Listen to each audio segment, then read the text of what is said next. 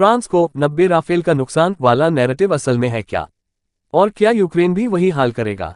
दिखने में news headline जितनी ड्रामेटिक लगती है, ग्राउंड रियलिटी उतनी ही स्ट्रक्चर और टेक्निकल है। असल बात यह है कि भारत की वजह से फ्रांस को कोई तैयार 90 राफेल का डायरेक्ट नुकसान नहीं हुआ था।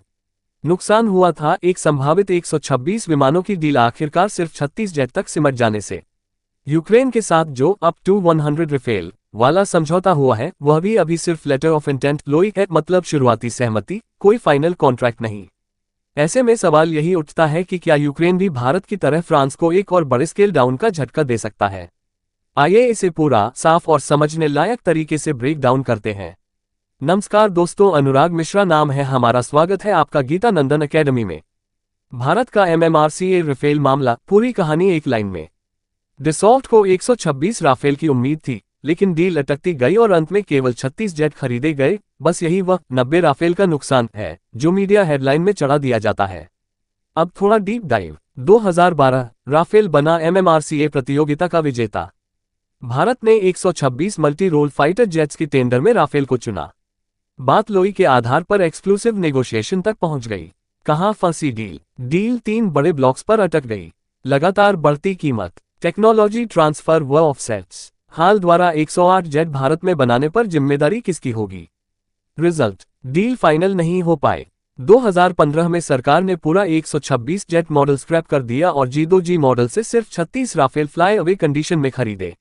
यही थी पूरी 90 राफेल लॉस वाली कहानी, एक मिस्ड बिजनेस अपॉर्चुनिटी, न कि कोई तैयार विमान वापस करने वाली फाइनेंशियल हिट।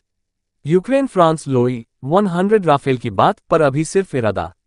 17 नवंबर 2025 को फ्रांस और यूक्रेन ने अप टू 100 राफेल के लिए एक लोई साइन किया, साथ ही एयर डिफेंस सिस्टम्स, ड्रोन और लॉन्ग टर्म सिक्योरिटी पैकेज की रूपरेखा भी।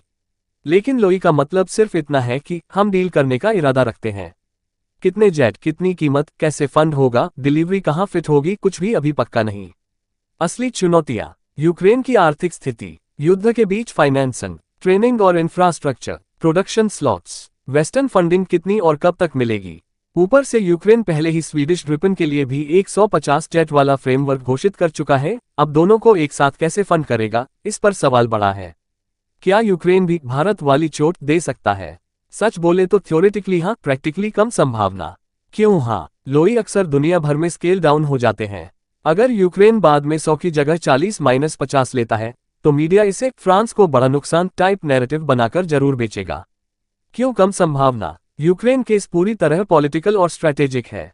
यूरोप की सुरक्षा, फ्रांस की लीडरशिप पोजीशन, रूस फ्रांस की जियोपॉलिटिक्स, अमेरिकी सप्लाई में लिमिटेशन। फ्रांस और EU पूरे सिस्टम को पॉलिटिकली बैक कर रहे हैं ताकि संदेश जाए, यूरोप यूक्रेन के साथ लंबे समय तक खड़ा रहेगा। और फ्रांस साफ कर चुका है कि वो यूक्रेन को सप्लाई के लिए अपने एयरफोर्स वाले राफेल नहीं देगा, प्रोडक्शन बढ़ाएगा, दूसरों की डिलीवरी भी नहीं बिगड़ेगी। फाइनल टेक अवे, भारत की तरह पूरी डील टूट जाना कम संभावना।